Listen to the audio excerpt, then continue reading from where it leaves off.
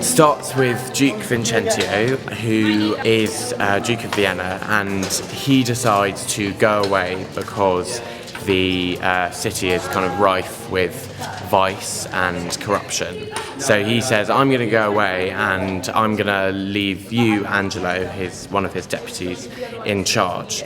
But the Duke actually stays behind in disguise as a friar to see what happens. And Angelo, who's supposedly kind of this morally upright person, actually finds that ruling is more difficult than you think, and that human error, it's much easier to kind of slip.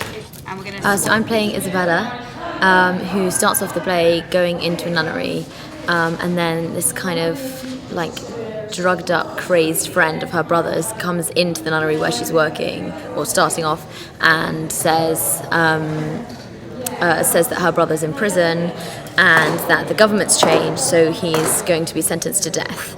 And then the rest of the play, she kind of goes and tries to persuade Angelo, who's in control, to release her brother. And he makes a slightly sordid deal. Either you sleep with me or your brother dies.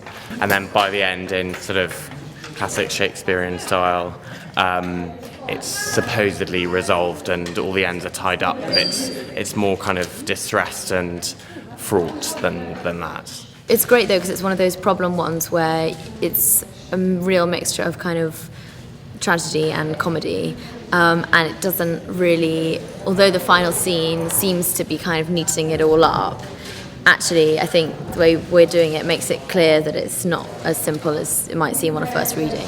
I believe that it is more of a comedy than people think. There are a lot of very, very funny elements to it. Just because it's not specifically a tragedy or a comedy, it doesn't fit into that structure, doesn't mean that it's sort of either badly written or kind of problematic. Let's just put this one back on here.